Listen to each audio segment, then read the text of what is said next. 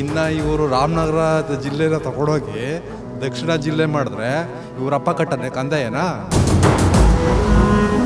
ಇನ್ನು ದಕ್ಷಿಣ ತಂದ್ಬಿಟ್ಟು ನಮ್ಮಂಥ ಕೂಲಿ ಮಾಡೋರಿಗೆ 5,000 ಸಾವಿರ 10,000 ಕಂದಾಯ ಹಾಕಿದ್ರೆ ನಾವೆಲ್ಲೋ ವಿಷ ಕೊಟ್ಟು ಸಾಯುವ. ಎಷ್ಟೋ ಈಗ ಬ್ರಿಟಿಷ್ ಸರ್ಕಾರನೇ ಎಷ್ಟೋ ವಾಸಿ ಅನಿಸ್ತಾ ಇದೆ. ಯಾವನಿಗೆ ಬ್ರೇಕ್ ಆಗೈತೆ ರೀ ಫ್ರೀ ಭಾಗ್ಯ. ಈಗ ನನ್ನ ಮಕ್ಕಳನ್ನ ಕೊಡಿ ಅಂತ ಹೋಗಿ ಕೇಳಿದ್ವಾ.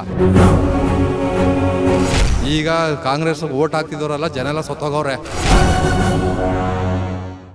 ಸರ್ವೆ ಮಾಡಿ ಭೂಮಿ ಒಡೆ ಅಂತ ಕೊಡಲಿಲ್ಲ ಅಂದಿದ್ರೆ ಈ ಕಳ್ಳಂಗೆ ಹುಟ್ಟಿದ ನನ್ನ ಮಕ್ಕಳು ನಮ್ಮನ್ನೆಲ್ಲ ಮಡಗ್ತಿದ್ರೆ.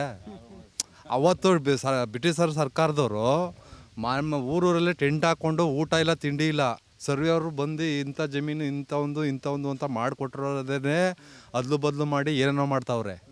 ಇನ್ನು ಇವರು ರಾಮನಗರ ಜಿಲ್ಲೆನ ತಗೊಂಡೋಗಿ ದಕ್ಷಿಣ ಜಿಲ್ಲೆ ಮಾಡಿದ್ರೆ ಇವರಪ್ಪ ಕಟ್ಟನೆ ಕಂದಾಯನ. ಇವತ್ತು ನಮ್ಮ ಹರಿಶ್ಚಂದ್ರ ಗ್ರಾಮದಲ್ಲಿ ಒಂದು ನೀರು ವಾಟರ್ ಸಪ್ಲೈ ಇಲ್ಲ, ಏನಂದ್ರೆ ಏನಿಲ್ಲ, ಕ್ಲೀನಾಗಿ ರೋಗ ಇದು ಮಾಡ್ತಾಯಿಲ್ಲ. ತಿಂಗಳಿಗೆ ಲೈಟ್ ಬಿಲ್ ಅಂತೆ ಅದು ಬಿದ್ದಂತೆ ಒಂದು ಮನೆಗೆ ಈಗಲೇ ವರ್ಷಕ್ಕೆ 1000 ಚಿಲ್ಲರೆ ಬೀಳ್ತಾ ಇದೆ. ಇನ್ನು ದಕ್ಷಿಣ ತಂದ್ಬಿಟ್ಟು ನಮ್ಮಂಥ ಕೂಲಿ ಮಾಡೋರಿಗೆ 5,000 ಸಾವಿರ 10,000 ಕಂದಾಯ ಹಾಕಿದ್ರೆ ನಾವೆಲ್ಲೋ ವಿಷ ಕೊಟ್ಟು ಸಾಯುವ. ಬ್ರಿಟಿಷ್ ಅವರು ಮಾಡಿರೋದೀಗ ರಾಮನಗರ ಜಿಲ್ಲೆ ಒಳಗೆ ಒಬ್ಬ ರೈತನಿಗೆ ತಾಲೂಕು ಆಫೀಸಲ್ಲಿ ಅಲಿತಾವ್ರೆ, ಒಂದು ಪೋಡಿ ಮಾಡಿಕೊಡಿ, ಒಂದು ಇದು ಮಾಡಿಕೊಡಿ, ಗೋಮಾಳದಲ್ಲಿ ಜಮೀನು ಎಷ್ಟೆಷ್ಟು ದುರಸ್ತ ಆಗವೆ ಅವಕ್ಕೆಲ್ಲ ಇದು ಮಾಡಿ ಅಂತ. ಈ ಅರಣ್ಯ ಇಲಾಖೆಯವ್ರು ಬಂದು ಈಗೀಗ ರೈತರಿಗೆ ಎಷ್ಟು ತೊಂದರೆ ಕೊಡ್ತಾರೆ ಗೊತ್ತಾ? 30 ವರ್ಷ ಸಾಗುವಳಿ ಚೀಟಿ ಕೊಟ್ಟು 30 ವರ್ಷ ಆಗದೆ. ಇನ್ನು ದುರಸ್ತ್ ಮಾಡಿ ಇವರು ಯೋಗ್ಯತೆಗೆ ಒಬ್ಬನ ರೈತರಿಗೆ ಪಾಣಿ ಮಾಡ್ಕೊಡೋಕ್ಕಾಯ್ತಾ ಇಲ್ಲ. ನಿಜನ ಸುಳ್ಳು ಹೇಳಿ? ಈಗ 1931ರಲ್ಲಿ ಮಾಡಿದ್ರು, 32ರಲ್ಲಿ ಮಾಡಿದ್ರು ಸರ್ಕಾರದ ಬ್ರಿಟಿಷ್ ಸರ್ಕಾರ ಏನು ಮಾಡಿತ್ತೋ ಅದನ್ನೇ ನಮಗೆ ಎಷ್ಟೋ ಈಗ ಬ್ರಿಟಿಷ್ ಸರ್ಕಾರನೇ ಎಷ್ಟೋ ವಾಸಿ ಅನಿಸ್ತಾ ಇದೆ. ಯಾವನಿಗೆ ಬ್ರೇಕ್ ಆಗೈತೆ ರೀ ಫ್ರೀ ಭಾಗ್ಯ. ಈಗ ನನ್ನ ಮಕ್ಕಳನ್ನ ಕೊಡಿ ಅಂತ ಹೋಗಿ ಕೇಳಿದ್ವಾ. ಅನುದಾನ ಇಲ್ಲ, ಒಂದು ಆಸ್ಪತ್ರೆಗೆ ಒಳ್ಳೆ ಸುರಕ್ಷಿತವಾದ ಆಸ್ಪತ್ರೆ ಇಲ್ಲ, ಒಂದು ರಸ್ತೆ ಇಲ್ಲ.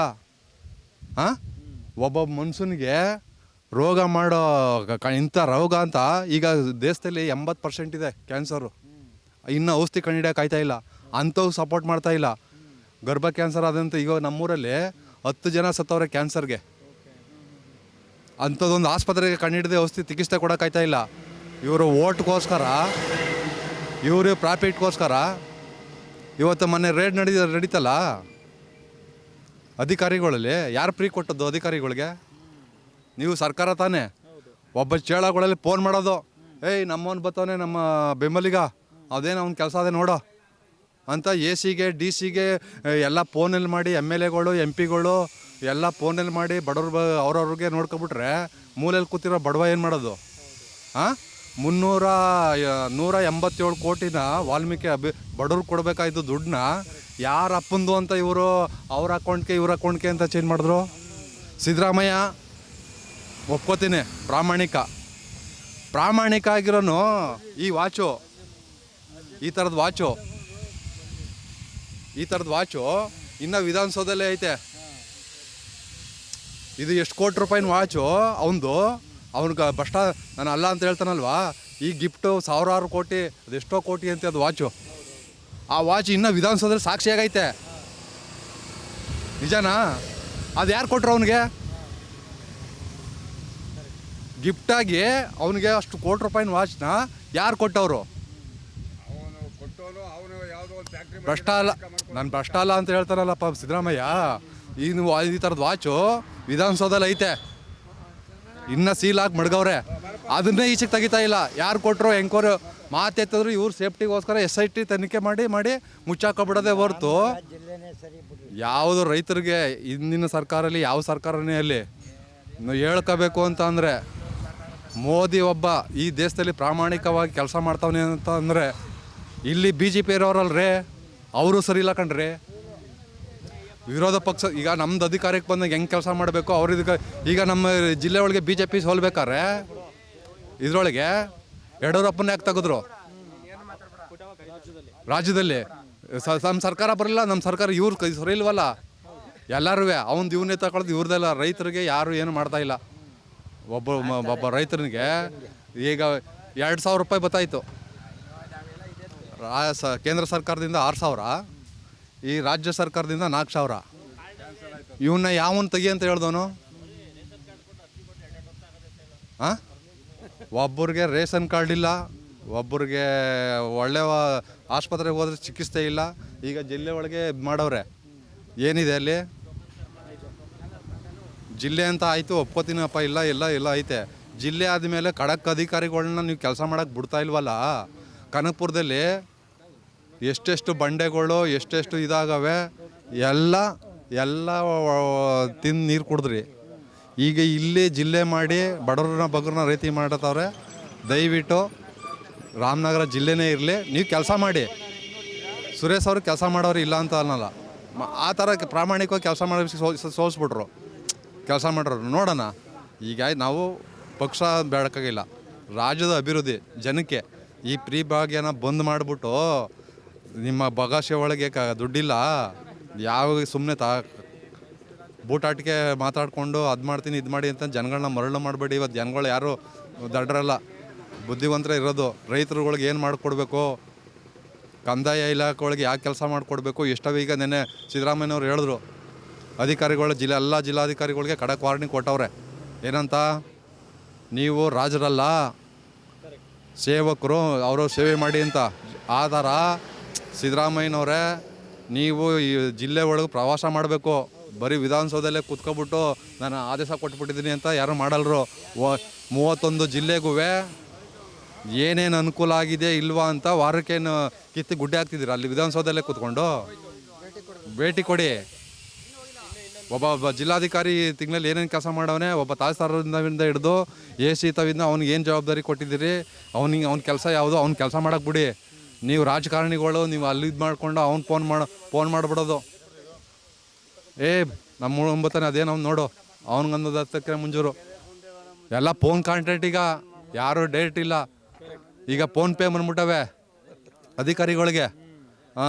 ಇಷ್ಟು ಹಾಕ್ಬಿಡೋ, ನಿನ್ನ ಕೆಲಸ ನೋಡ್ತೀನಿ ಅಂತಂದರೆ ಫೋನ್ಪೇ ಮಾಡಿಬಿಟ್ರೆ ಅವ್ನು ಟಕ್ಕಂತ ಆಗೋಯ್ತು ಅಲ್ವೋ. ತಾಲೂಕು ಆಫೀಸ್ಗೆ ಹೋಗೋಂಗೇ ಇಲ್ಲ. ಎಲ್ಲ ಫೋನ್ಪೇ ಅಂತೆ, ಅವಂತೆ ಇವಂತೆ ಅಂದ್ಬಿಟ್ಟು ನಮಗಂತೂ ರೈತರಿಗೆ ಗೊತ್ತಾಗಲ್ಲ. ನಮಗೆ ರೈತರು ಕಷ್ಟ ಅದೇ, ಬರ, ಮಳೆ ಇಲ್ಲ, ಬೆಳೆ ಇಲ್ಲ. ರೈತರ ಮೇಲೆ ಹೊಟ್ಟೆ ಮೇಲೆ ಹೊಡಿಬೇಡಿ. ಈ ಪ್ರೀ ಪ್ರಾಗ್ಯನ ಇದು ಮಾಡಿ ಬಂದ್ ಮಾಡಿಬಿಟ್ಟು ರೈತರಿಗೆ ಅನುಕೂಲ ಮಾಡಿ. ರೈತ ಬೆಳೆದಿರ್ತಾನೆ ನಿಮಗೆ ಬರೋದು.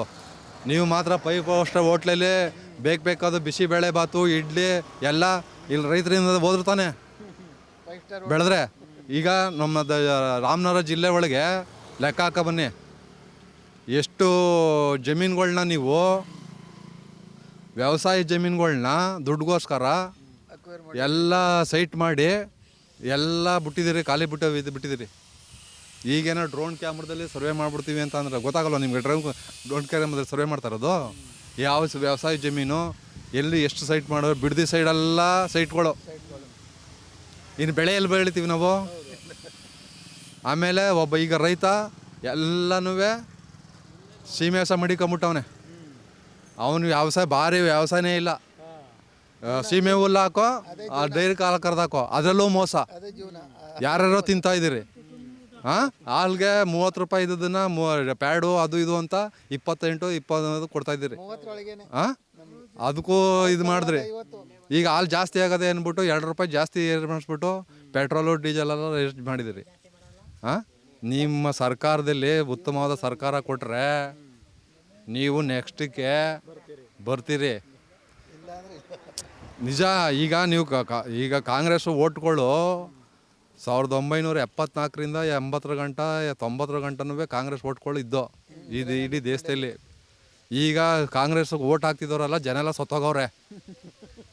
ಒಂದು ಅರ್ಥ ಮಾಡಿ ಸರ್ಕಾರಕ್ಕೆ ಎಚ್ಚರಿಕೆ ಕೊಡ್ತಾ ಇರೋದು ನಾನು. ನಿಮ್ಮ ಪಕ್ಷದ ಒಬ್ಬ ಕಾರ್ಯಕರ್ತನೇ ಆಗಿರಲಿ, ಒಬ್ಬ ಓಟ್ ಹಾಕ್ತವನು ಕಾಂಗ್ರೆಸ್ ಪಕ್ಷಕ್ಕೆ ಅಂತ ನಿಮ್ಮ ಮಕ್ಕ ನೋಡ್ಕೊಳ್ತಲ್ಲ. ಇಂದಿರಾ ಗಾಂಧಿ ಮಕ್ಕ ಈಗ ನಮ್ಗೆ ಇಂದಿರಾ ಗಾಂಧಿ ಜಮೀನು ಕೊಟ್ಟಿದ್ಲು, ನಾವು ಕಾಂಗ್ರೆಸ್ಗೆ ಹಾಕೋದು.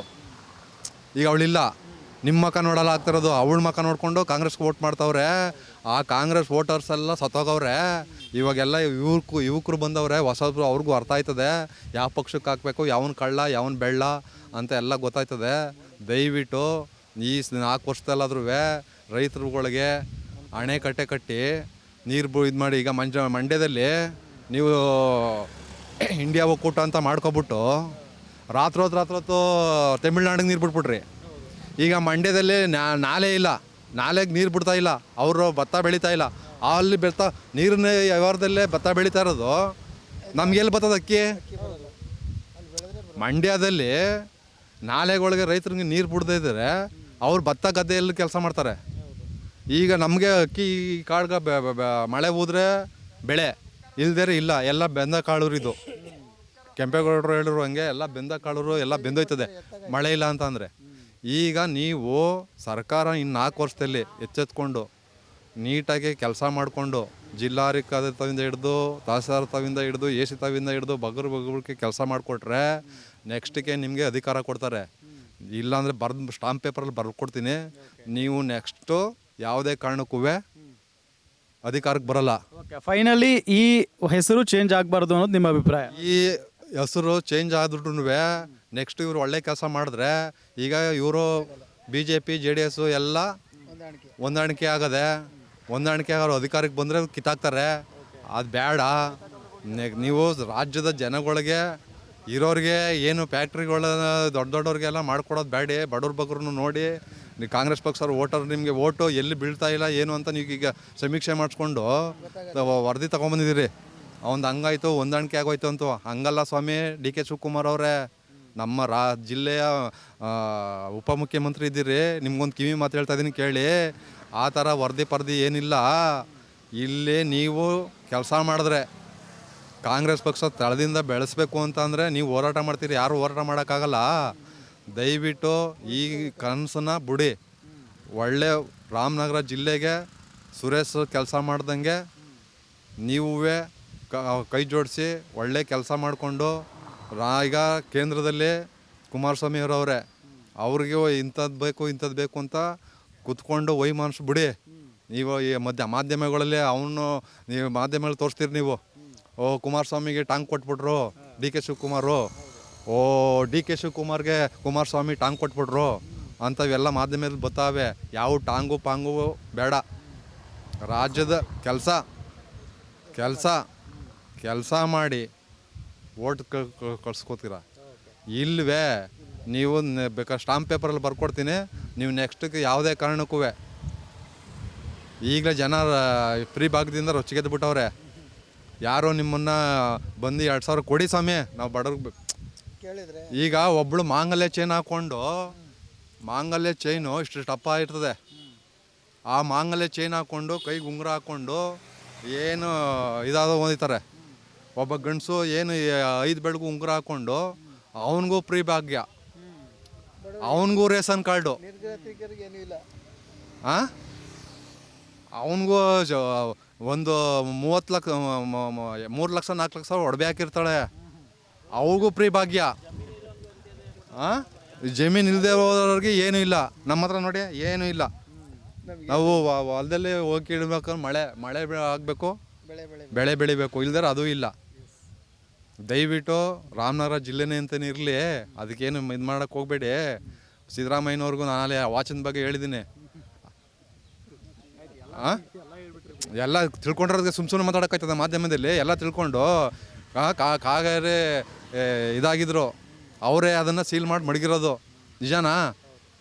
ಸಭಾಪತಿ ಆಗಿದ್ದ ಕಾಗೇರಿಯವರು ಅದನ್ನು ಅಲ್ಲೇ ಮಡಗವ್ರೆ. ಈಗ ಅವೇನೇನೋ ಮುಂಡಾದಲ್ಲಿ ಭ್ರಷ್ಟಾಚಾರ ಅದು ಇದು ಅಂತ ಇಲ್ದಿರೋ ಯಾರು ಅವ್ರ ಮೇಲೆ ಇವ್ರು ಹೇಳ್ತಾರೆ, ಇವ್ರ ಮೇಲೆ ಅವ್ರು ಹೇಳ್ತಾರೆ.